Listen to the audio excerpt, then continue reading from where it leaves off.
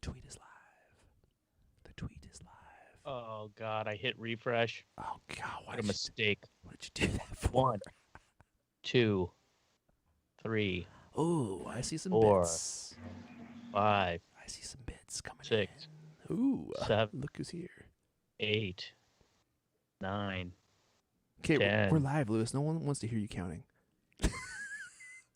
Only 12 seconds to load Twitter. That is some firepower. Was that thing have the M1X in it? It took 12 seconds to refresh your web browser. Was that thing have an M1X? I wonder why they got rid of Intel. I don't think Intel's your problem, Lewis. Oh, really? I think your problem is, one, user error. you need to wipe your machine, wipe it good, and then reinstall everything. That's gonna fix like 85% of your problems. What? Yeah, maybe I even look like I'm just made of time here. maybe even 90% of your problems. Kidding me? What do you mean? What do you got going on? You're just hanging out at home all the time anyway by yourself. Yeah. Do you know how to wipe your Mac? Is that something that you have you ever tried? Sewer? No, I've never wiped a Mac. I don't know how to do it, and I don't really. I want to learn now. Especially not during the podcast. All right. We got some people live here. For those of you wondering what's going on, Lewis spends the first 10 minutes of every show complaining that his computer, his Mac, is not working. And I say the same thing every week. You got to wipe it and reinstall. Wipe and reinstall. That's going to make your life so much better. It's going to improve the quality of your life dramatically. But he doesn't want to wipe. Lewis doesn't like to wipe. If there's one thing that you need to remember about Lewis is that he doesn't wipe. Ever. He's never done it. He refuses to do it. And I think that tells you a lot about Lewis. I believe this could be taken out of context quite simply. And you have my permission to take that clip out of the show and just spread it around the internet. I will not copyright strike you in any way. Everyone needs to know that Lewis does not wipe. That's great. Gonna meet some interesting new friends, I suppose. Let's see here. Shout out to Zach Hicks. We got Tactical Mainframe. We've got Stephanie Bazine. Oh, she's from Australia. Hello. Good day. Good evening, I guess. Zachary Cox is here. Oh, watch out in the chat. We got Ulysses Martinez. We got XOR. He says Apple II forever. Dude, I used to have an Apple II. GS. That was like one of my first computers. I think it cost like $27,000. My dad got it for us. The Puffco Prince. Chase McLean is here. He says the Puffco Prince. The Prince no longer... the Prince has been dethroned by his own son, unfortunately. You better explain. Well, go ahead. I've got you on the screen. Why don't you tell us what happened to the Puffco? But now you've thrown him under the bus. The Puffco pig got busted by someone who we won't mention in the household. R.I.P. Accidentally. Yeah, accidentally. Totally heartbreaking. It's not made of glass, is it? Well, the top part is, it's got a bubbler part on the top. Oh, it's made of glass. Yeah, of course it's glass. It was plastic. I wish it was plastic. For a $500 bubbler? I better hope it's not plastic. But you can just tell from that glassy sheen that it has that it's glass. And plus, it has the LED lights built into it, right? So they need that light to be effervesced throughout your smoke cloud. Right, totally. So you can show it to all your friends. Built into the glass, are they? Well, they're probably underneath projecting upwards, right? I don't know. Leander, tell us what you think. Yeah, that's exactly what it is. Yeah, underneath projecting upwards. And it needs that glass to, give it that otherworldly glow. That otherworldly glow. Did it shatter into 1,000 pieces? Yeah. I would guess that the Puffco increases your smoking recreational activities by at least 30%. I mean, it is literally built to transfix your eyes upon that glowing sphere of smoke inside. And so, like, the more you smoke, the more you become transfixed with the glowing smoke inside, and you're just like, oh, man. And then you just don't stop. You just keep smoking because you're so mesmerized by the cloud. Hypnotized, mesmerized, yeah. Sorry, I didn't mean to. Gosh, maybe I shouldn't have outed you for being dethroned, but someone brought it up and needed to be said. But we're thinking that I have no confirmation of this. I think that Puffco is going to make Leander their new smokesperson. Thank you, Lewis, for that. Lewis is off the he's off the grid with puns today. His puns are on fire. Did you ever play NBA jams where you kept throwing free throws or like 3-pointers and they're like, he's on fire? That's Lewis today with the puns. Yeah, so you know what? yeah. You got to hook Puffco up with Gorilla Glass. That thing clearly needs a ceramic shield.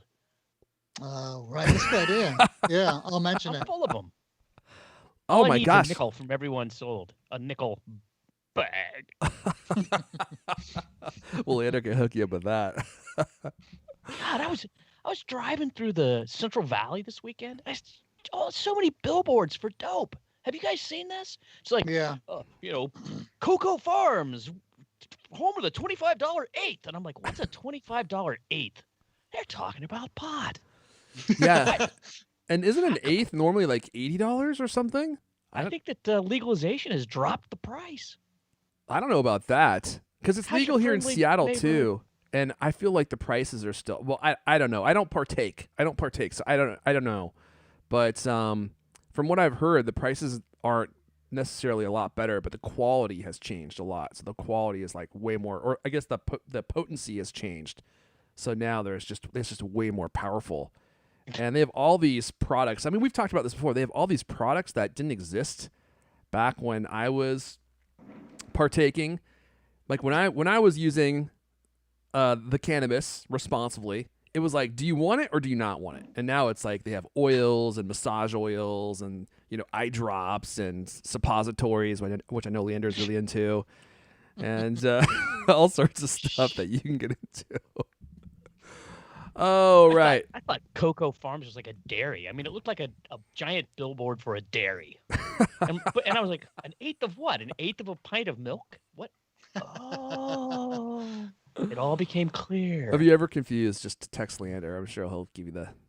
Oh, yeah, fully in. The same was true in Arizona when we were driving out in Phoenix. All the billboards, every single billboard was for pot, everywhere. It's same with where I live. It's all the billboards are all pot. And especially where I live, maybe it's just because like my neighborhood is like Hill Valley after Biff Tannen takes himself the Atlas, right, and the whole community goes to trash. Like in my neighborhood, we have all the pot shops. Every 150 feet, there's a pot shop. It's like strip club, pot shop. This is the area in Seattle where I live, and so everywhere you go, there's a billboard, and it's like pot, 420 feet with an arrow pointing straight down, right? And that's literally all the billboards off the road where I live now. Isn't that odd? It's kind of a bummer actually. So we had a vote on whether or not to legalize it, right? And when I voted to legalize it, I just didn't want people to be tossed in jail because they smoked. I was like, this is so stupid. But I didn't think about how commercialized the entire thing would become. And now it's like everywhere you go, all it is pot signs, which I don't really like. It's kind of a bummer to see pot signs everywhere you go, pushing you to buy some narcotics. And it's not that easy to come by booze up there, is it? I mean, is it like easier to find a pot shop than a liquor store now? Oh, well, where I live, absolutely. And so the other thing that happened is we voted. So liquor used to be state controlled. So if you wanted to buy whiskey or something, you had to go to a state-run store and buy it there, which is so stupid, right? Like, why does the state need to control it? So we voted to make it available at all stores who had a liquor license. And I was thinking, oh, this is going to make the prices come way down, which will be great. Because alcohol doesn't need to be that expensive. It's so cheap. Alcohol is so cheap. And so it passed, and all the state stores were just converted into private stores. And then the prices all went up. The prices all went up because the state levied so many taxes on different alcohol products that now the prices are even higher than they were before. And when you go into like Costco or something, it will show you how much the actual bottle costs. So it's like, this bottle is $20. And then we have 2 different state fees on top of it. So there's a sales tax, which I think is like 30%. And then there's also a quantity fee. So like you have a 1 liter bottle. It's like, well, that costs an extra $5. So you're paying like 40% in taxes if you want to buy a bottle of bourbon or something. It's so ridiculous. Blimey. Sweet. Yeah, no kidding, right? That's why that liquor store up in Northern California is so popular. Why? Because they don't charge tax? Well, yeah, I mean, it's way cheaper here. I have a friend who lives up there and constantly, when he's in the Bay Area and he's heading home, that's the last place he's stopping in California. To get some like tax-free. Well, it's not tax-free. It's probably like tax-reduced.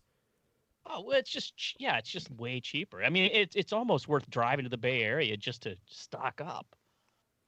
Yeah, that's like when you're crossing the border between. You guys probably don't have these very, very many places. When you go up to Canada, there's a bunch of duty-free shops, and you can buy everything tax-free, right? And the prices are so cheap because you're just not paying any tax on anything. All right, we've sufficiently veered off course. Welcome, everyone. We are going to talk about some Apple stuff here. But honestly, look, this pre-show banter is probably the best part of the show. So check out now. Well, the going's good. We're going to start the official show here in a minute, but it's not going to be anywhere nearly as good as what you just heard. And it is so slow this week. There's like very little Apple stuff to talk about, but that's okay. We're going to cover the Apple news that there is, and I can already tell no one's excited about the topics that we selected because we don't have nearly as many present viewers as we do with more popular topics, but that's okay. We have what we have. So we are going to hop into the show here in just a moment. Shout out to Zach Hicks, who is the mod. If you see anyone in the chat, they're getting feisty, Zach, just give them one of these and one of these. Just imagine you're Lewis Wallace disciplining a Cultamac rider and just slap them around, turn them around, bend them over, kick their tush right out of here. If anyone gets feisty, if anyone has an attitude, start spamming the chat, make them answer for it and make them pay. Okay? All right. Let me see if we can get Mrs. D. I know she's around here somewhere. Mrs. D! Oh, Mrs. D. Jeez, that was so feisty. Well, we're ready to start, Mrs. D. Oh, good. This is my favorite day. It's CultCast Day. The one day a week where I emerge from my fridge to start the show. Oh, we appreciate having someone so famous and so prestigious do the intro for us. You really make the show worth it, Mrs. D. Jeez. She does like compliments. So let me go ahead and get the music going here. And we will start the show. Oh, by the way, Lewis, would you care to do a Cult of Mac store Lots of advance notice. You have 60 seconds to prepare yourself. How long will it take me to load the page? Go ahead and start loading now. Trying to open a tab. Yeah. Failing. Okay. Well, while you're doing that, I'm going to go ahead and start the show. Here we go. Hello and welcome to CultCast, the best 30-plus minute Apple conversation you're going to hear all week long. I'm your host, Aaron Elijah. Joining me today, he spends his days building the Cult of Mac empire and his evenings in the San Francisco County Jail as per the conditions of his parole. He's the founder of Cult of Mac. Leander Caney is here. Also with us, some call him ruthless, but certainly not to his face and not very loud, because if he hears you, you're going to wake up in the ER several days later. He's the managing editor of Cult of Mac, a real nice guy. Lewis Wallace is here. Oh my, it's great. It's just great. I still haven't found one. That's okay. Man, that face that you just gave that was frightening. It was like the face that people see right before you reach out and grab their throat. People are scared, I'm sure. It's Well, no better than to cross you, Lewis. All right, guys. Enough joking. Let's dive into... Oh, did I forget to set up browser mode? God, every show. Let's go ahead and cover what we got. It doesn't matter. I'm not going into browser mode. It doesn't matter. Because we're going to be extremely descriptive here. As somebody reminded me recently, they said, you realize that a lot of us are listening to the show, right? And I said, that's a great point. So we're going to be so descriptive, you're not even going to need to see what we're broadcasting here. Although if you want to, it is available at watch.thecultcast.com, watch.thecultcast.com, where we archive all of our video broadcasts. And our video broadcasts are fun. You get to see people make lots of fun facial expressions, which adds a lot of new dynamic to the show. Lewis is smiling right now. Lewis is smiling. He's showing Don't get used to it. He's showing his upper teeth only, not his lowers. So, oh, there we go. Dear Lord. Grip Keeper showed up. You don't want to see it. Okay. Let's talk about what we got on the net or on the show this week. We're gonna talk about Apple finally opening up the Find My network to third-party gadgets. This is big. This is huge. Someone even say huge. So we'll talk about that, tell you what it means and how it's going to affect you. We also got some big updates to Apple Arcade. Look. I know nobody cares about Apple Arcade. I'm not even sure I care about Apple Arcade, to be honest with you.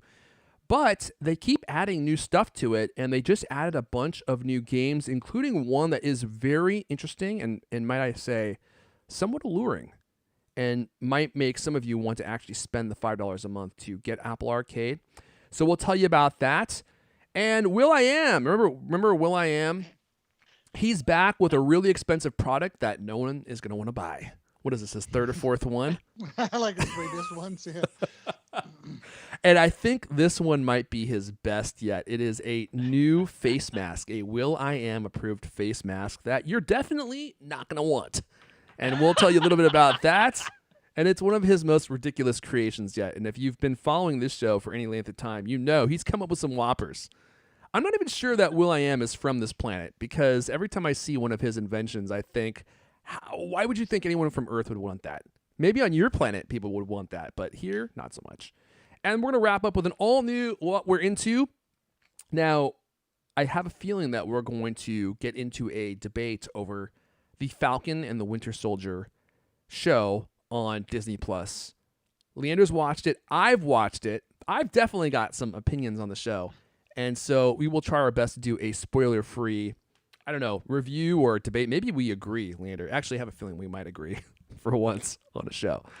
So we'll do that at the end, an all-new what we're into. Before we dive into all the fun, Lewis, take it away. Tell us about the Cult of Mac store. What do we got going on? And I'm going to try and pull up browser mode here while you do that. Let's see here. Well, looks like we got some more great sales. You know, everything we have in the store we like. One of the things on sale right now, 29% off outstanding leather cases from Limited 77. And, you know, 29% off, you know, okay, that sounds like, who knows, right? It could still be really expensive. These are only $35. I've never actually held one of these in my hands, but somebody from the Cult of Max staff has. So what did you say the product was called, Lewis? Sorry. What was the product called? It's called the Ultra Leather Case from a company called Limited 77. Got it. Thank you. Got it. Found it. $35. Looks like right now there's no iPhone 12 models, but they're coming soon. But anyway, it comes in multiple colors. Looks like it's pretty good from the pictures. I'm excited about that.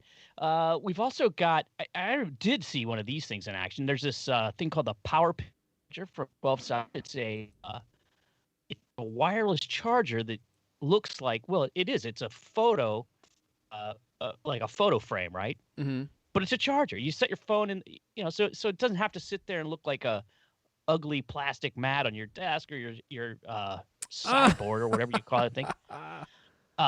It's nice. During the day, it's a photo, you know, a nice picture of your dog or cat or, you know, maybe even your wife or loved one. And it charges up your phone. Have you seen that? I'm looking at it right now. I've never seen this before. $39.99. Okay, so it's a real photo frame. Okay, so it holds any 5x7 photo. Yeah. And it looks just like a frame. And then it has like a little extra space between the picture and the frame. And so behind the picture must be a charger. How interesting. Yeah, we've got a couple of these interesting product. They're great. My wife loves it. She uses this all the time. It's like a stealth charger, right? Yep. Stealth charger. That's exactly what it is. And what picture is in your frame, Leander? Is it a picture of you? Her darling husband? No, I think she just kept the standard one in there. Oh. When it came default person I keep on looking at it. Yeah. Actually, no, she did swap it out. I can't remember. I think it was a picture of Liam Neeson. Yeah. A Qui-Gon Jinn. No, I've confused you. Yeah, no, I was thinking for a second. Yeah, that was his Star Wars character, right? Yeah, you were like, what the hell is he talking? Yeah, he's the Star Wars character. One of my favorite Jedi, actually.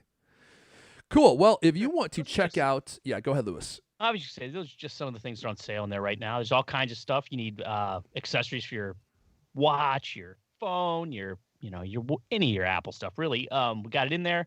AirPods. I guess you probably want to know the URL, right? It's store.cultofmac.com. Store.cultofmac.com is the place that you want to go for a wonderful selection of curated products that we actually like. No garbage. It's not going to be filled with a bunch of cheap back alley Shanghai garbage. This is all primo grade stuff at fair prices. Store.cultofmac.com. Great job, Lewis. Great job. That sounded like you had that written out. I told you, dude. I told you. You give me 10 seconds. I will do a spiel on literally podcast professional. Anything that you want. 10 seconds is all that I need. Okay, let's dive into story number 1. And I love this because we're going back to Lewis for this story. Apple opens up Find My Network to third-party gadgets. We've talked about this a ton.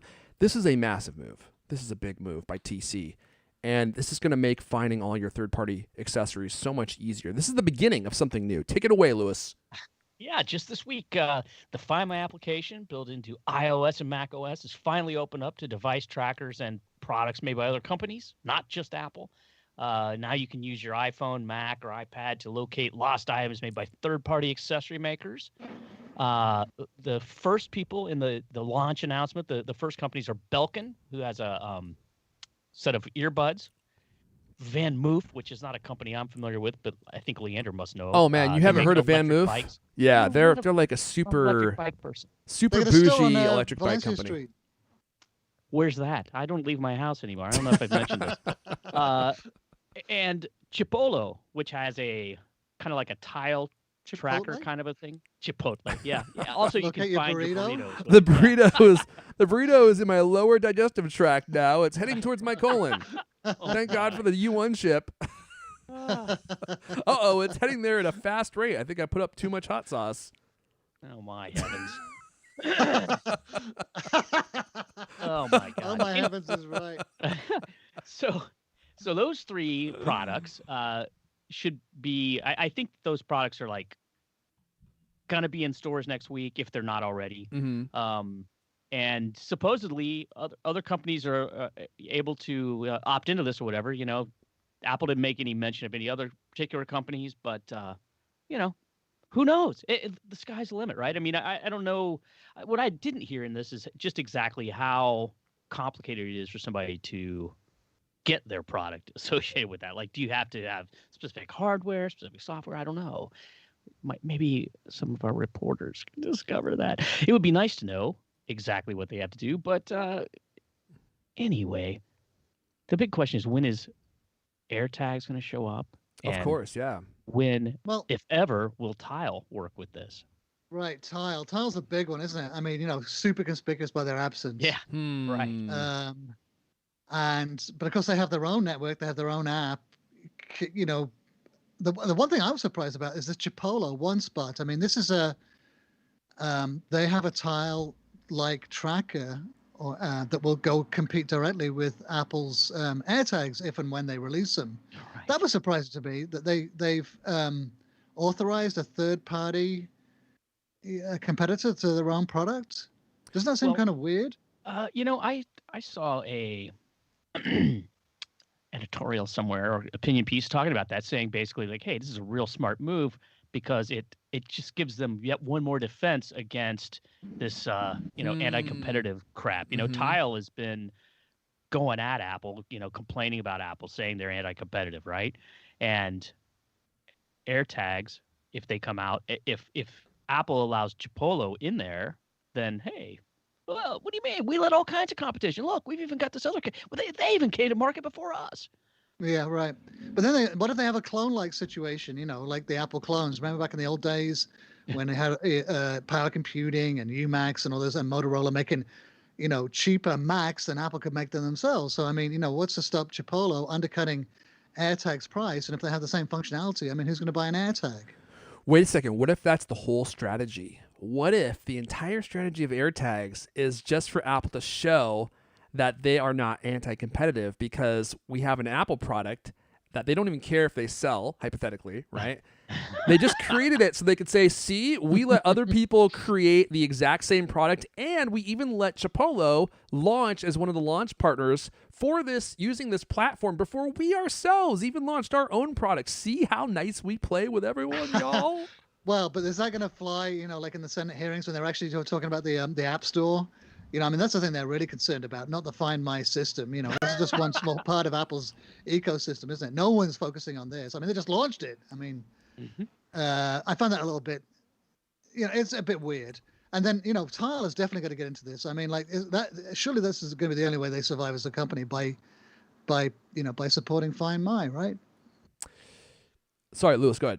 Well, I should say it seems like it would be an odd move for them to not get involved with this if they can. I mean, and I don't know if these things all are gonna do all these things have ultra wideband chips in them, all these products? I didn't read any of this in this announcement. I guess I didn't actually read Apple's full press release, but I don't think that they have U1 built in, but they will give manufacturers the ability to build for U1. And I don't know if that means that they're actually going to have to incorporate the U1 chip into their products, or if they will just be able to interact with the U1 chip. But there was some extra information that I sussed out about this. It says Apple will allow third-party device manufacturers to take advantage of the U1 chip in Apple devices like the iPhone 11 and iPhone 12.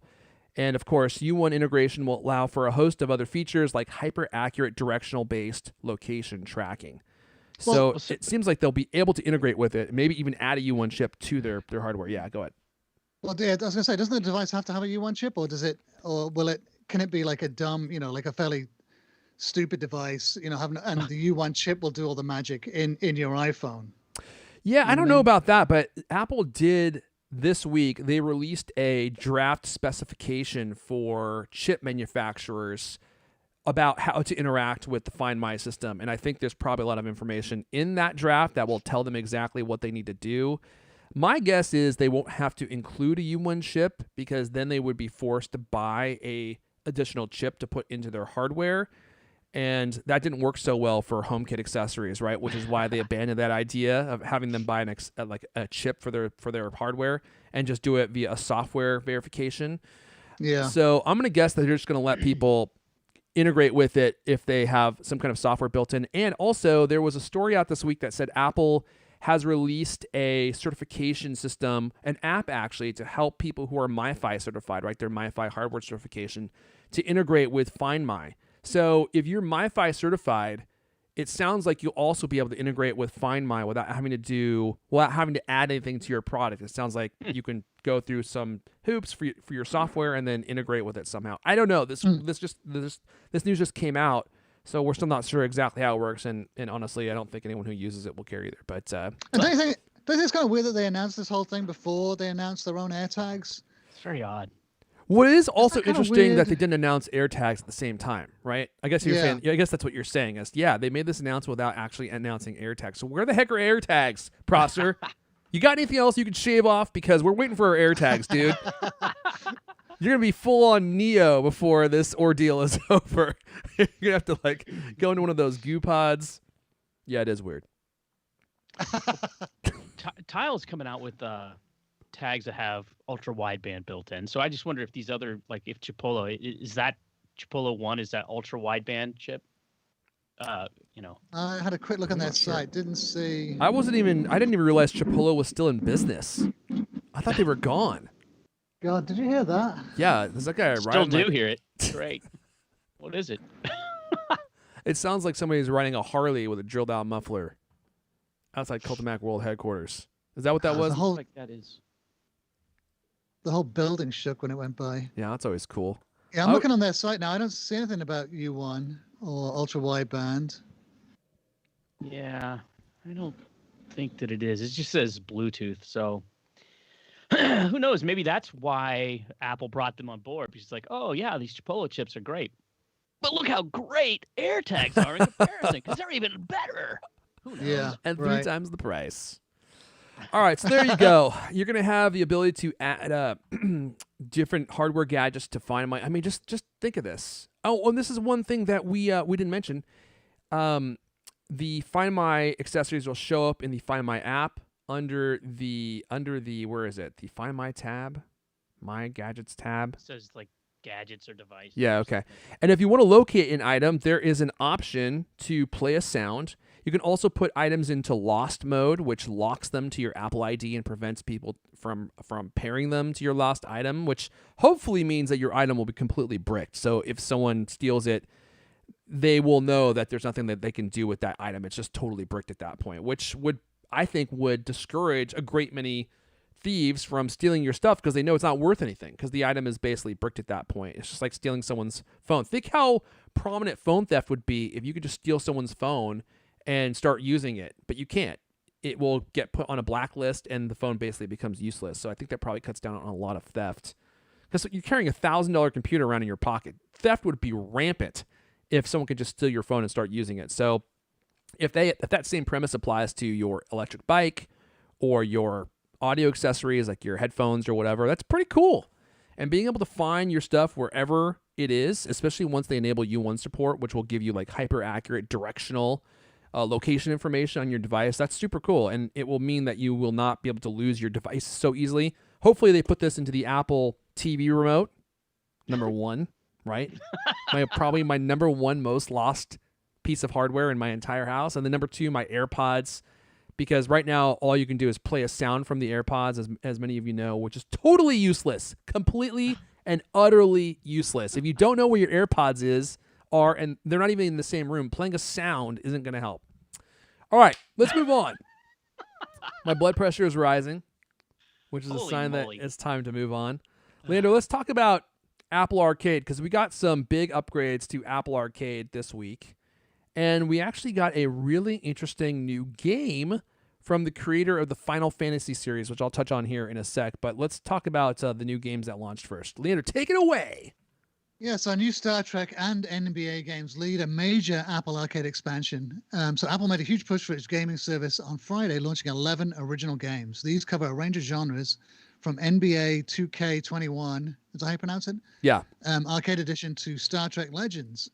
And then here we go. Here's the one you were really excited about, Fantasian, from the creator of the Final Fantasy series, also launched on Apple Arcade, plus many, many more. Yeah, check this out. NBA 2K21. These are all Apple Arcade exclusives. Star Trek Legends. Let's hope that game isn't doo-doo butter, because a lot of times the Star Trek games aren't great. Wonder Box, The Adventure Maker. Don't know anything about that one. World of Demons. Fantasian, which is the one I'll talk about here in just a sec. The Oregon Trail, the classic. Gets a Oregon Trail, really? Gets a new version from GameLoft. Yeah, the fresh version of Oregon Trail. So I'm actually interested in seeing what that looks like. I liked the Oregon Trail growing up. Cut the Rope Remastered. That's going to be a hot one. All the kids going to love Cut the Rope. That's like an original iPhone game. Holy moly, they're taking it way back. Song Pop Party, which is something that I'm sure Leander will be interested in. Simon's Cat Story Time. Taiko no Tatsujin Pop Tap Beats. Okay. Clap Hans Golf. So these are all exclusive new games. It sounds like most of them are games that probably aren't super popular games, but nevertheless, they are exclusive to Apple Arcade. But here's the interesting one. So, Fantasian. Hironobu Sakaguchi, who made the classic Final Fantasy series, which is one of my favorite series of all time, developed Fantasian for Apple Arcade. And if you are watching, you don't have to be, because I'm going to be very descriptive. Doesn't even matter if you're watching, because I'm going to paint you a picture with words here. Okay, but if you want to take a look, we're in browser mode now. And this is a really interesting game. So for this game, it is an RPG. And I guess they built like 27 or more handmade sets. So the video game takes place on a real hand-built set. So it has a really interesting look to it. And if you're looking at the picture, you don't have to be, because I'm going to describe it here in mere moments. But it kind of looks like stop motion. So you can see these digital characters exist, but the background, the world that they exist in, it really looks like a hand-built stop motion type reality.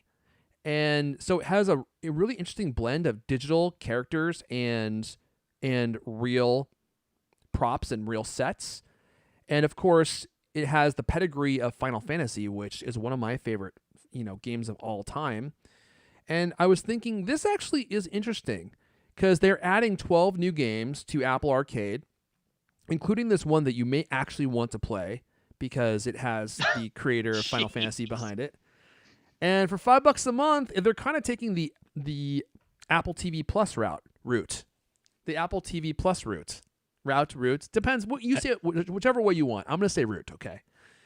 So they're just slowly adding more and more and more and more value. And at a certain point, I think the scales are going to tip and people might be willing to spend the $5 a month like Apple TV Plus. They just announced that they are going to be, and we talked about this in a previous show, adding a Jon Stewart show called The Problem. The Problem with people Jon love Jon Stewart. I never really watched The Daily Show, but I like Jon Stewart. Actually, I like pre-Daily Show Jon Stewart, where he was actually a comedian doing movies because he was so good in those roles. But a lot of people love Jon Stewart's Daily Show, and now he's back doing a show on Apple TV Plus, and they are spending buckets of money. Buckets doesn't even, that's not the right word. Wheelbarrows. Every morning, Tim Cook wheelbarrows money out to different black Escalades, and then they take off and produce TV shows for Apple. And they're slowly building up a really nice selection of shows. And at a certain point, I kind of think people are going to say, it's only $5 a month. Is it worth it to spend $5 a month to get all of this content, including content that is from people that have made content in the past that you really love? I don't know. But that same strategy is coming to Apple Arcade. Now, I'm not going to be spending money on Apple Arcade yet, but I think that they have the right idea. Like this Fantasian game is from a guy who creates games that gamers actually like to play. Final Fantasy is a beloved franchise in the world of gaming, and actual gamers may want to play this game, which is what Apple is going to have to sell if they want to actually get people to spend $5 a month. Because I keep saying this, people who play phone games aren't real gamers. And I know that I'll take some flack for that, but I'm sorry, it's true. And if you look deep within your soul, you know that that's true. People who are casual gamers aren't willing to spend $5 a month on a game. They don't want to spend $1 for a game. So you really need to appeal to hardcore gamers. And I think this game, it actually might. So we'll have to see what happens with that. Yeah. Leander, well, Ed Hardy wrote an interesting, opinion piece this week about, how he thinks that this expansion is killer and how he loves Apple Arcade. He's been playing a whole bunch of games, especially these RPG games. He's super excited to look at this one too. But he said that there's a bunch of games that he's been playing that really are good. And he sort of, I think it's the counter to your argument that it has to be appeal to hardcore gamers. He's arguing that there's a whole bunch of casual gamers like him who like to pick up a game for a few minutes and play. And, it's not too hard. There's not too much commitment. It's not 80 hours to play through. You can sit down, look at your face. You can sit there and play for a few minutes, and log off and go back. And with this, he was especially excited about all the new, the classics and the hot on the App Store categories, where they put these popular ones and classics like Monument Valley, which I played quite a bit. I like that game. That was a fantastic game. So he sorry, go on. I know. I think there is a big audience for casual games out there that hasn't been tapped. They added a whole bunch of super casual games too. Like backgammon and Sudoku and things like that. And I wonder how many people just sign up. I mean, if you sign up for the the premier tier of Apple One, this is included. I mean, are you guys? Do you guys have Apple One? No. Yeah, and I'm in the premier tier because we use a whole bunch of those services. So it's just there. I mean, I'm in it too because at some point there's just so many things that Apple's offering, and they're all bundled into that one thing. I mean, if I'm already spending $30 a month, so it's a no-brainer to sign up for that. And so suddenly, like, oh, look, I can check out all these games if I want.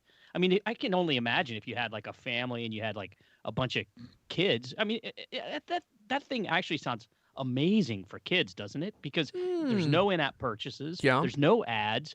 They're safe. It's. It What just is seems this like thing? Save.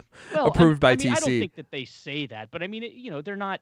They're not. You don't rip someone's spine out and then eat their guts. And That may happen. I don't know, but I mean, Well, then I'm definitely not guessing spending they the don't money. have a lot of like really scammy games, and Just right. The in-app purchase where the kid can, write $15,000 worth of Tagamochis or whatever it is in a weekend.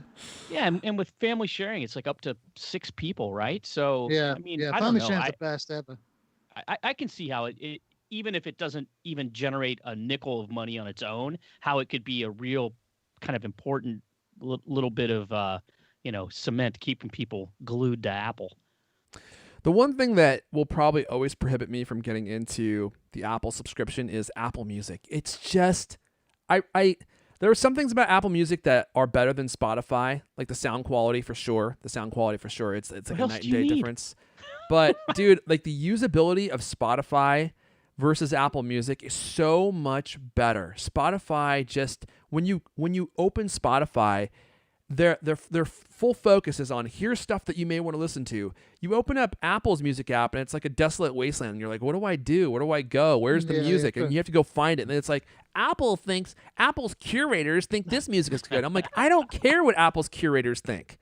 I want you to give me a algorithmic determination of music that you think that I will like based upon things that I've listened to, and not here's what Apple's DJs like, because I don't care about Apple's DJs. I want you to focus on me. Me. That's what you need to focus on. I don't want to get email. I want to get me-mail, Lewis. Have you ever heard that saying? So have you actually been turned on to some good bands through Spotify? Endless, yeah. Endless music discoveries on Spotify.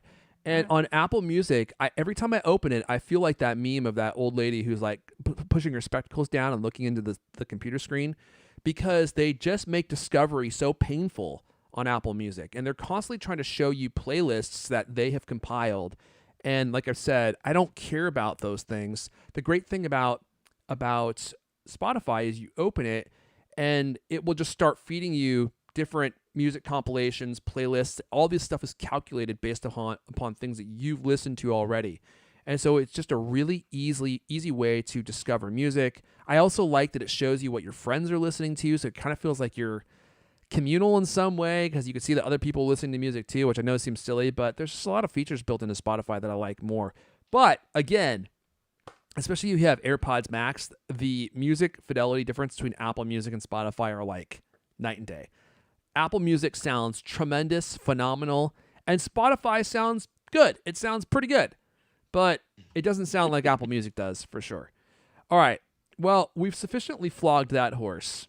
Let's move on to Will.i.am's $299 HEPA face mask with ANC. Oh, I missed this part. Are the headphones or the earphones included? Oh, this makes the story even better. When I saw this, and I'm going to describe it for those of you listening. Don't you worry. I'm going to paint you a mental picture. You'll know exactly what this looks like. But when I saw this story, I actually thought it might have been an April Fool's joke. I had to go back and look at the date because I was like, there's no way this is real. So Will.i.am, he has a new mask called the Xupermask, spelled with an X, not an S, because Will.i.am is not like you. He's very creative. It's a $299 HEPA face mask with active noise cancellation earphones built in. And if I had to describe this thing to you, it kind of looks like he's wearing a jock strap on his face. Except the jock strap has, instead of having just like the straps on the side that go around your waist, the straps and the area between them are filled in with like a mesh fabric, and they have cutouts for your ears. So if you live someplace hot, you will probably die of heat stroke wearing this on your face. Well, that's what the three built-in fans are for. Oh, right? I thought the fans were built just to move the air and purify it. Surely that's what that's all about. Okay. The other thing there to cool your overheating face. So it looks like the earbuds are attached with little cords too. So if you pop them out, they'll just dangle like earrings or. Yeah, so I thought this was part of a different product, but this mask has these little earbuds built in that attach to your cheeks, and they kind of dangle there on wires. Then you could kind of put them in your ears. They kind of look like the Galaxy Buds to me in a way. Well, he'd launched a pair before, didn't he? Called the discs. What were they called, Lewis? Buttons. Buttons, right? Buttons. Yeah. Let me just read you the story here. I actually quite like it. I think you do. Yeah, Oh I'm my God. intrigued. Looks like Star-Lord. It does look like something out of a Marvel movie. You have to admit. And those sunglasses he's wearing, What they it needs, definitely though, is add it to the needs futuristic look. It needs a speaker on the outside and a microphone on the inside. So when you're talking, it amplifies your voice. So you sound like Bane from yeah, Batman. Yeah. With Right. auto-tune. You can turn it Oh, up to yell at the kids. You'll That's a good never idea hit the too, wrong yeah. note again. Different accents. That would actually be If pretty I cool. could get it with the Bane accent, I would do it. Yeah. And that way, Yeah. when you're robbing the bank, they won't be able to identify your voice, which makes it a lot more interesting. So let me just read the story. Let's see. Where should I start? Will.i.am, a pop star who has tried it with varying levels of success. Have they been varying? I don't know. I think that's pretty generous. Varying levels of success to straddle a bunch of different industries. The Black Eyed Peas frontman has teamed up with Honeywell on a $299 tech-imbued face mask that wouldn't look out of place in a cyberpunk movie or game. It kind of looks like it's from Borderlands, actually. Created in partnership with Hollywood costume designer Jose Fernandez, who was behind SpaceX's spacesuits. The Xupermask comes equipped with 3 speed fans and HEPA filters. See, are the fans for purifying the air or for keeping your face cool? Now, if they were for keeping your face cool, that would be pretty interesting. Let's see here. He also has added audiophile earphones that resemble his circular buttons earbuds. Oh, okay, here we go. Oh, there we go. I'm showing a picture of it right now. So yeah, those do look very similar. And they will be available in 2 colors. His work in the tech sphere has already seen him release a maligned smartwatch or 2, iPhone accessories, and let's not forget the camera accessory that you would attach to your iPhone that added like a handle so that you could take pictures. Do you guys remember that? That was the year that we saw him at CES, I think, where me and Buster were in the press room and Will.i.am came in. He's a tall dude, by the way. He's like 6'15", I think. And he had his suit on backwards. Like the entire suit was on, but the zipper was in the back, and it ran down the entire length of his suit. I'm not sure if he knew his suit was on backwards, but we couldn't get close enough to tell him because he was swarmed with salivating journalists who just wanted to get their scoop on Will.i.am. You left out the best part, man. What's that? It's got LED day glow lights in it. What? The mask does. Yeah. Is that those 3? There's 3 little lights. Oh, yeah, I see on the side there that indicates your filtration level or your likelihood of heat stroke. When it's green, you're probably fine. Yellow, you're sweating, and red, someone get the IV because you're about to pass out. You know what? The more I stare at this thing, the more I kind of like it, to be honest with you.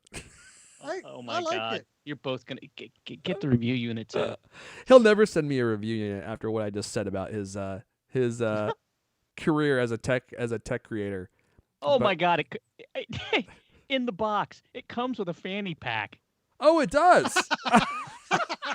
Oh, really? Oh my God. That just makes it all worthwhile. I missed that part. It comes with a matching fanny pack. Well, there you go. $300. Oh my God. I really wonder what the fans are for. With 3-speed dual active fan ventilation. Ventilation. Okay, so maybe it does pull in cold air. It must be for ventilation is for cooling your face. It can't be for breathing, can it? I mean, what if you have it on the lowest setting? I mean, you'd be, choking.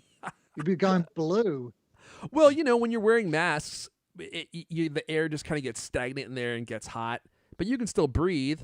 But yeah, maybe it's just constantly moving air through, so you're breathing like nice fresh air or something. I don't know, but it definitely has a interesting look. $300 is a little bit pricey. $199 I think is more reasonable, but it comes with the headphones too. God, they really added everything in here, didn't they? It's got everything you could ever want in a mask.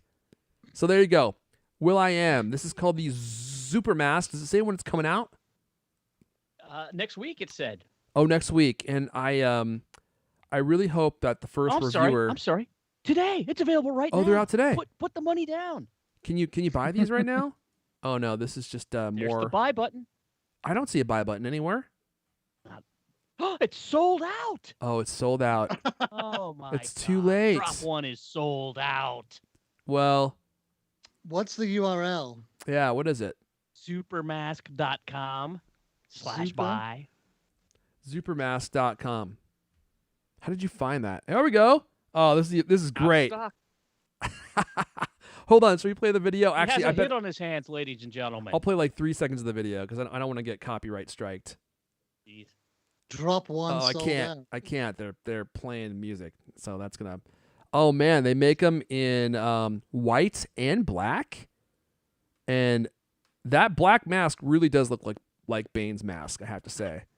I want Yes, to see I what accept. the Dayglow lights look like. Oh, dude, they're showing it right now. Okay, so the LEDs. Wow, dude, this is crazy. So the LEDs. So for those of you listening, there are like 2 circles on the front of the mask. I think those are probably where the fans are. And it's like a BMW's headlights. There is an LED ring around the circles on the mask. And someone's telling me to mute the video. Level Remix. You sly dog. What an idea. I guess I could do that. So here's the version in black. Oh, yeah. So those circles are where the HEPA filters are. So active fan ventilation. So I wonder if one... Oh, interesting. Okay, so the circles on the mask pull the air in, and then there's a little spot over your mouth where you I guess you just breathe out. And is that filtered too? This is crazy, dude. I think it actually looks really pretty cool. I kind of want one. You know what? The more I Oh my read this, God. the more I kind of agree with you. Kind of want one too. It does have a microphone. It does? Yeah, it has It's a got- microphone built into it. With 7 hours of battery life. LED indicates the charge level. Low battery voice prompt and indicator light.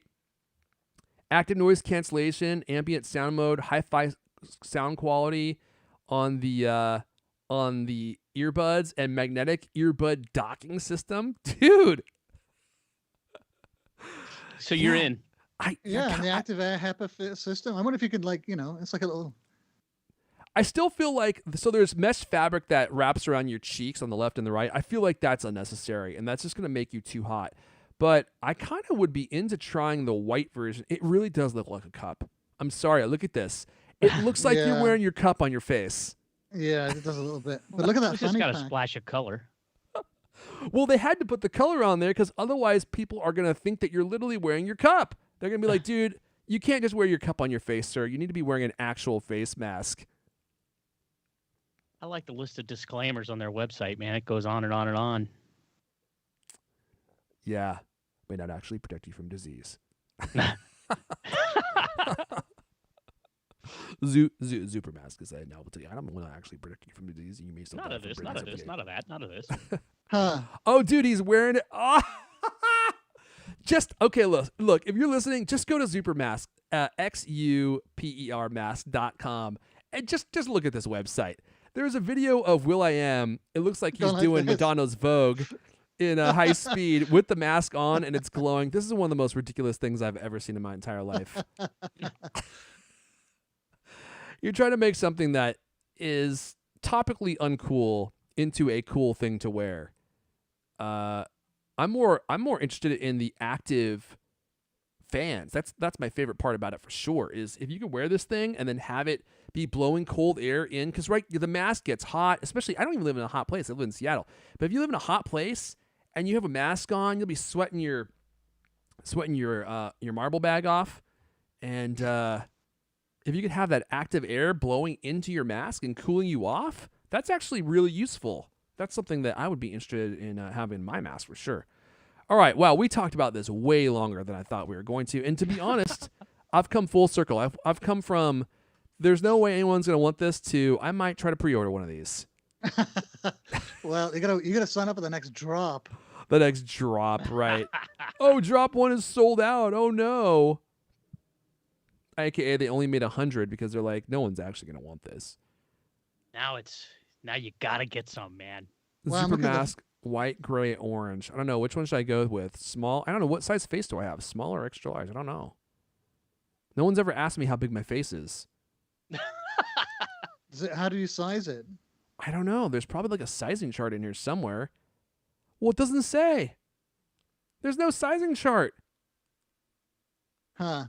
Oh, here's the warning. Warning. This face mask has not been approved by the FBA. This product has not been authorized by the FBA or under the EU. It has a source controlled by the general use of public healthcare settings, such as the pandemic or endless. I can't do it that fast. Sorry. God, what a fail. All right, guys. Xupermask. There you go. Let's move on to an all-new What We're Into, the segment where we talk about things that may not be tech-related that we are, really enjoying. And, Lewis, I'm going to let you go first because I know Leander and I have the same pick. And we're probably gonna. Mine will be super, super simple. We don't have to talk about it too much. Okay, let's hear about it. Premier League darts. Oh no! Do you guys even know what this is? You probably don't have any idea, right? No, I don't know, but I'm fearful you're gonna tell us. I'm going to the URL right now though. Premier League darts.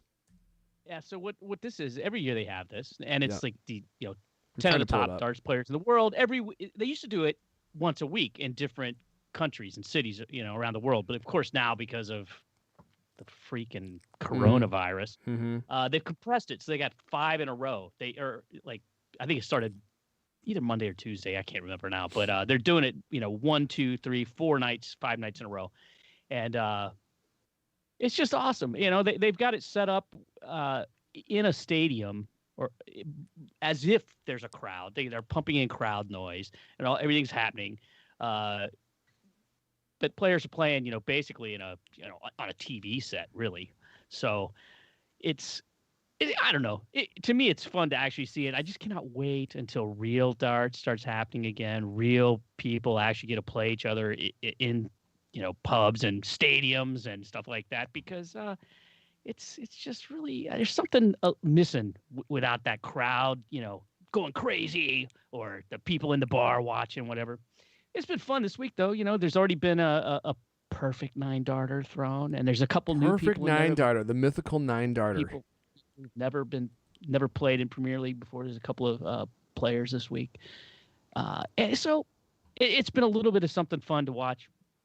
You can probably find a free stream somewhere, bootleg, or you can subscribe to the PDC TV app.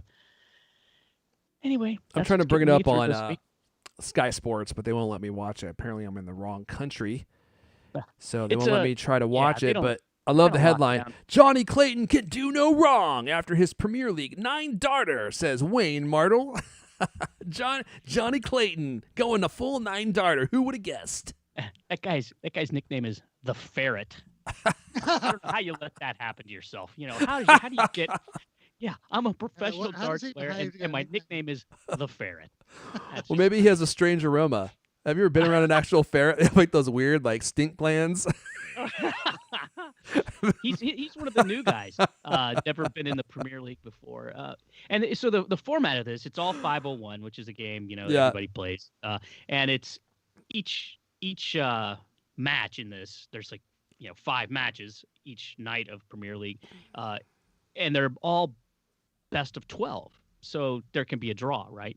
And so it ends up being, over the period of, it used to be over the period of 14 weeks or something like that. The race goes up and down, and you could see this guy lost, and now he moves up in the charts, so the guy moves down slightly, and so it's a little bit weird being compressed like this, and if you're having a bad week, for instance, right, you could basically scupper your chances for the whole season, as opposed to when it's all spread out. And it's fun though. We went to one of these over in this is one of the things that we went to over in England when we were there a couple of years ago, and 10,000 seat arena, people playing darts. So anyway, it'd probably be a lot more fun if you're doing it live after 6 beers in the arena full of maniacs. It's quite something to experience. Quite something. I think that's the right way to describe it. It's quite something. All right. Well, I think Leander and I have the same pick. We're going to be talking about The Falcon and the Winter Soldier on Disney Plus, which is basically a side adventure of the Captain America series with the Falcon and the Winter Soldier. It's on episode 3 now, so I think episode 3 just came out on Friday. New episodes come out every Friday. Leander, I'm going to let you take it away and give me your thoughts on the show. Now, I will mention just real fast before I let you run away with it. We just talked about this show on CultCast Off Topic, and if you are interested in hearing more conversation about movies, video games, crypto, a whole host of other topics, check out support.thecultcast.com for just $6 a month. You can get 2 to 3 episodes a week. Right now we're kind of leaning towards 2, but we've been going between 2 and 3 episodes a week of additional content, mainly based around, I don't know, cultural topics, movies, video games, like I just said. And I'm doing a series with Buster where we pit our favorite movies against each other, mano y mano, and we are compiling a list of our top 100 movies. It's a little segment that I call Versus. Now, I completely ripped off that name from a podcast that I used to watch, which unfortunately now is no longer going.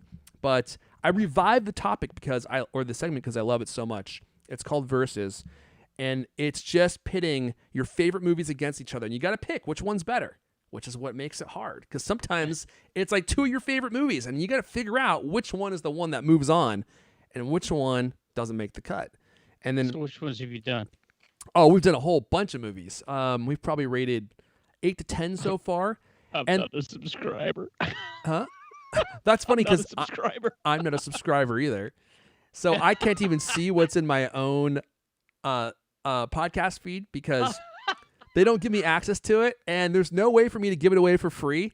So the only people that can see it are people that are supporting, and I can't even see what's in there. Well, I can see the videos, but none of the How do audio. You know if it's any good? Well, I don't know. I presume that it's not. That's the safest way to go. So you can check out our full back catalog. I think we're up to like episode 34 right now at support.thecultcast.com, support.thecultcast.com. It's just a lot of fun. There's a few different tiers there, some of which you can qualify to get like hardware giveaways. Like, dude, I'm giving away some hardware right now. I'm not going to talk about it, but I actually made a mistake. I was giving it away live, and I was looking at the value of the thing I was giving away, and I was like, wait a second. I didn't realize how expensive this thing is that I'm giving away, and I had a full-on. It's a router. It's Barbie dolls from Walmart. It's a router, and I didn't realize that it was a $500 or $699 router. Holy cow! And by that time, I was I'm going to subscribe. Yeah. I was fully committed by that point. I was like, I can't back out now. Wow. So, and you gave it away? I haven't yet, but the winners or the recipients, because there's a bunch of stuff that I'm giving away, are going to be, I'm actually going to be announcing them probably tomorrow. So, support.thecultcast.com. Okay, let's talk about the Falcon. It's too late for you for that giveaway. It's too late for you, but you could qualify for next month, And I got a bunch of cool stuff, I got all sorts of stuff sitting around the Cult Command Center here that I just want to get rid of. It's like stuff that I've used in production or review units or stuff that I'm no longer using or have been reviewed or just sitting around, and so I'm just giving it away. All right. For the Mustang. The 2016 or the 2020 model? Which one? Because they give me a new one every new model year. I see. And do you want the convertible or the hard top? We can talk after the show. Let's see here. Leander, back to you. I want the real unvarnished truth. The Falcon and the Winter Soldier. I have a feeling I know what you're going to say, but I want to hear you say it. Well, okay. I watched 3 episodes the other night. The first 3 episodes. Yeah. It's that I didn't really watch it. I mean, it was kind of on while I was looking at my iPad. Not again. And so by the end of the 3rd episode, I'm like, what is going on in this show? This is a really, really odd show. So now I'm so, and what I'm talking about particularly is the politics of it. Like, the good guys aren't necessarily the good guys, right? Maybe. I don't know yet. This is how it seems to be working out. Like, this is why I wasn't paying too much attention, because I thought, okay, it's typical superhero stuff. But by the end of the 3rd episode, I'm starting to go like, hold on, wait a second. It seems like the villains are actually, well, there was a twist up until the end of the third episode, it looked like the villains were going to be actually the good guys, and the bad guys are the superheroes. But I can't really tell. This is why I want to ask you, because I wasn't really watching. so I want to go back and watch it more carefully. Okay.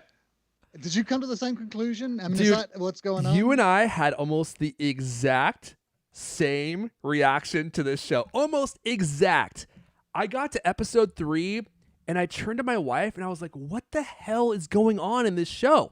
I have no idea what they're talking about. I don't know what the plot is. I don't know why they're going to see the people that they're seeing. I don't know what the point is. And by episode 3, I was doing what you were doing. I was browsing my phone because I was kind of bored. Oh, you were bored by that point? Yeah. I just kind of got bored and I didn't know what was going on. Now, my wife, who has watched the Avenger movies more than I have, clearly, was like, oh, well, they're talking about blah, blah, blah, blah, blah, blah, blah. And she starts referencing stuff with some of the other movies, like the Avengers movies and then also Captain America.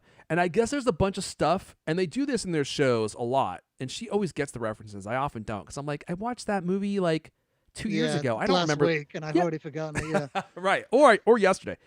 And so I never remember the references, but I guess in this particular show, maybe they're more important than they are than other shows. And so if you don't get some of the references, then the show maybe doesn't really make sense. I don't know. I don't know what the problem is. All I know is I was kind of getting bored and I was wholly confused by the end of the third episode. I had no idea what was actually going on or who the bad guys were or who the good guys were and where this show was going. It just seemed like it was meandering and it was searching for a purpose. And I was browsing on my phone before maybe it reached its purpose. But yeah, go ahead. Guys and bad guys. What? Who are the good guys and bad guys? I haven't seen any episodes of this. All I've seen is like a little bit of a trailer that I saw somebody with wings and it looked like a picture out of a picture. It looked like something from a video game. It just looked like crappy CGI and it just Yeah, exactly. Well, the first scene is like that. There's a big fight, aerial fight. The Falcon is, fighting these bad guys in helicopters and stuff like that, and it's total CGI fest, and it's completely uninteresting. I find there's no jeopardy, right? Nothing's, and it's completely unreal. It's just sort of silly. I don't understand the appeal of such stuff. So this is why I was kind of bored from the very get-go.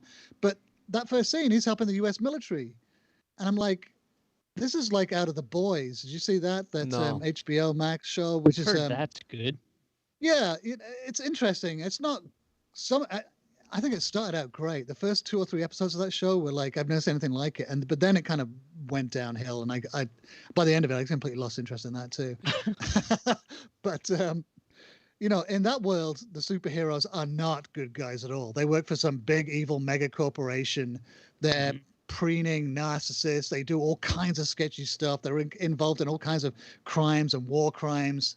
There's a brilliant scene in that when they go to rescue some passengers of a doomed airliner, and this is what really took my breath away. I mean, I thought that scene was astonishing, and I thought like the whole idea, how it plays out. They go to rescue these passengers, and it turns out bad. I thought like if the whole show was as good as that, it would have been fantastic. Unfortunately, it couldn't hold up to that level of quality. But anyway, so this is what I was from the very get-go. This Falcon and Winter Soldier. As soon as I see a superhero helping the U.S. military, I'm thinking, they're setting this up to be, because this is kind of crossing a line, isn't it? I mean, Superman doesn't help the U.S. military, except in the dystopian comic books. The superheroes don't typically get involved in, sort of U.S. foreign policy, do they? Well, have you ever heard of Captain America? Yeah. But he's fighting, he's fighting Nazis. He's slightly involved with the military. That's true. That's totally true. He's fighting the Nazis and stuff, isn't he? But that seemed to be the one exception. Like I didn't see any comic books where superheroes go to Iraq, and or Afghanistan or stuff like that, unless I could be completely wrong. But from what I haven't seen any of that sort of stuff. And so as soon as this scene comes up, I'm thinking, okay, this might be kind of interesting because it seems like it's setting up this boys type world, the boys, type world where there's these lines are being crossed, and it kind of plays out like that because the bad guys in the movie, the flag smashers, seem to be like this, they're stealing vaccines to give to refugees. which isn't, and it's like, this is in The Boys, or this is in? no, this is in. Oh, the is Falcon that and what Winter they're? Soldier. Is that what they're doing? I had no idea. What did that? There's a vaccine in this. I think so. Yeah, they were stealing vaccines. That's how long all this has been going on. Isn't that crazy? To We get got to refugees. Xupermasks and vaccine plots in the content that we watch now. Is it a COVID vaccine in Falcon? And Winter To be Soldier? honest, I missed what kind of vaccine it was, so I don't know. This is why I got to go back I and don't watch know. it. either. I was trying to follow it. I don't know what's going on either. Insipid TV. Yeah, I don't know What's that? why the bad guys are bad or if they're bad or anything like that.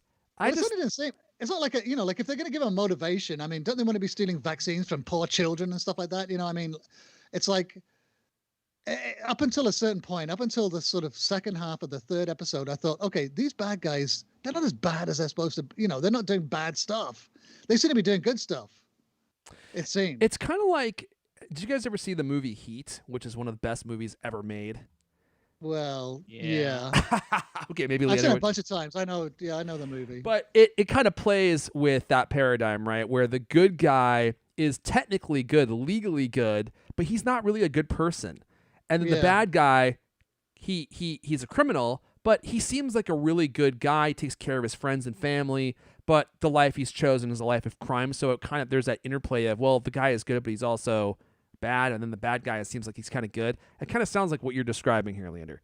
Well, sort of. I mean, that's been that's been in a lot of cop movies for a long, long time, isn't it? I mean, the cop is a criminal, and the criminal is, who's worse, the cop or the criminal? I mean, I think that dynamic has been played out like since the noir, the film noir era, right? Mm-hmm. But anyway, this one, like most superhero movies, I think it's fairly straightforward, isn't it? There's a bad guy, the good guys are good, the villains are villains. There's no nuance whatsoever. But these spin-off shows, like I didn't see WandaVision, but I saw a lot of hate for that in the first few episodes. But then by the time the show ended, people were like, "Whoa, mind blown!" Yes. This is like one of the best shows I've ever seen because they didn't really know what was going on in the beginning and all the sitcom references and all that kind of stuff. And then it turns out, you find out a little more what's really happening. So this is what I thought they were doing. Like Disney is using Disney Plus to go into these. To explore, sort of more interesting stories in the superhero universe that they wouldn't dare do in these big, blockbuster movies because they don't want to risk, $1 billion of box office with a story that's, more nuanced than the good guys are good and the bad guys are bad. Anyway, I don't know. It seemed like it was. I'm definitely going to go back and rewatch those first 3 episodes now to try to get. To see whether they are in fact doing. That's this. exactly what I said. I was like, I need to rewatch these and see what I missed because I feel like maybe something came off the tracks at a certain point, so I want to go back and rewatch it. But I think it's hilarious that I had literally the exact same reaction to this show.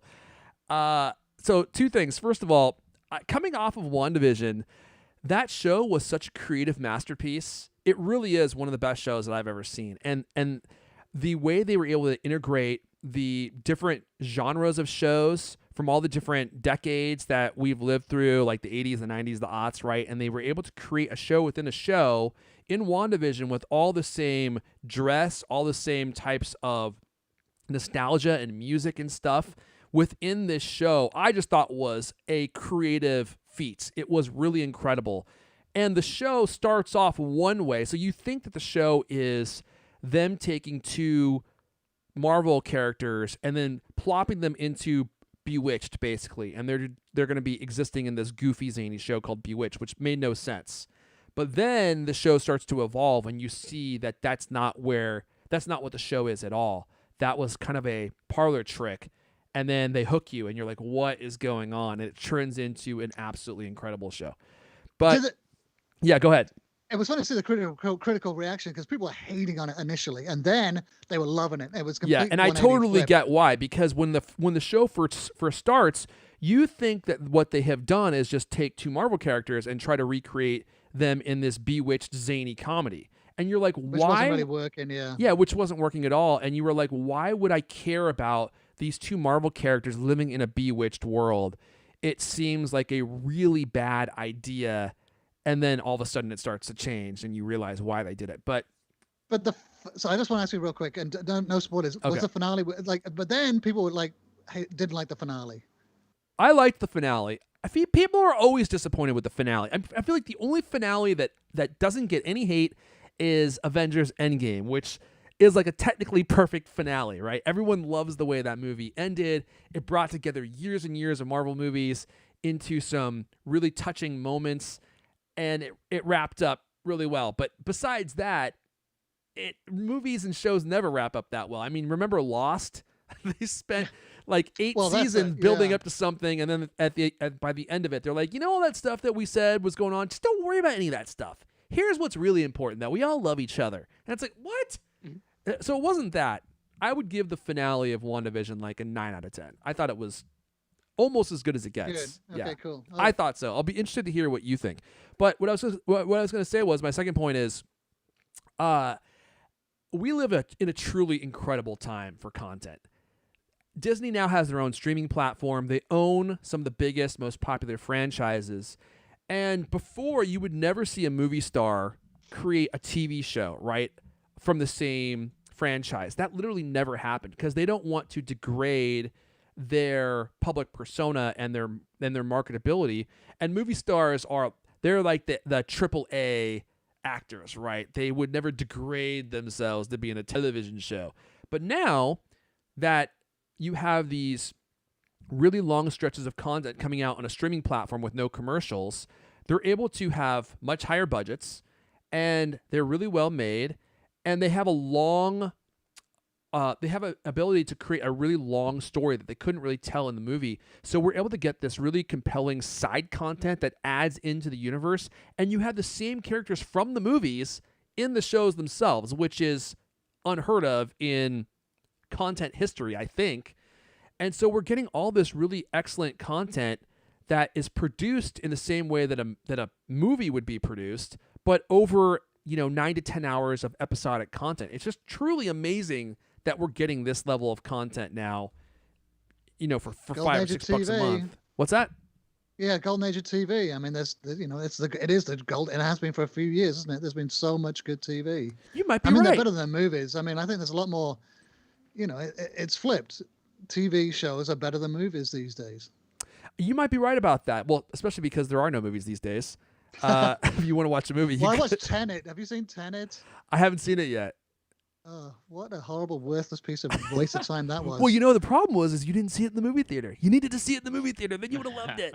I think I would have been even more disappointed. I would have been really angry then because I would have it would have been $20 or more. If I took the kids, it would have been $80 to $100, wasted on that worthless movie. That's HBO Max, right? That's where they released that, or is it Netflix? Yeah, it's HBO Max. It's available on HBO Max now? I think I actually, it's coming out soon. I think I pulled the trigger and I rented it. Don't tell my wife. Oh, too late now. I'm sure she watches the podcast. You're busted. Shout out to Xavier Campon in the chat here. He's in here answering everyone's movies. He's like telling everyone what's going on with all this different content and explaining things. Looks like we have some Heat fans. Oh, he's got a little diatribe about Steve Rogers that you can go in and read if you want to get some more information on the backstory.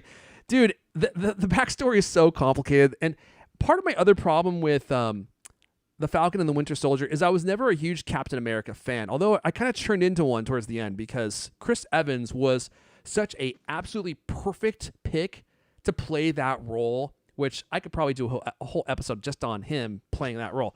But the two guys in the Falcon and the Winter Soldier was the Falcon, who I'm just going to be honest, I thought was kind of a lame character from the Marvel Cinematic Universe. I'm like, the guy puts on a jetpack and has wings and flies around. Not super exciting to me. And then Bucky, I mean, he's Steve Rogers' friend who also has a few sips of the power juice and becomes a bad guy. But other than that, I didn't really find to be a compelling character in any way. And then you take these two really not exciting characters and put them in their own show together. So right from the get-go, I was like, am I going to be interested in this? Because they're two characters that I really didn't feel connected with. And I still kind of don't, even though I think both these guys are tremendous actors. They're both charismatic actors. Yeah, I mean, if anything, that's what's keeping the show rolling. They seem really silly, but they're both charismatic. Yeah, if especially Anthony Mackie, who plays the Falcon. I mean, the fact that he's able to make this kind of goofy character work, I think speaks volumes about his actual ability to act. Because if anyone else were playing this role, I'd be like, dude, this is so... I mean, if it were anyone else, it would be like a comedian playing the role. It'd be like, who's playing Ant-Man? I forget his name. Yeah, Paul Rudd. Paul Rudd. It would be like Paul Rudd.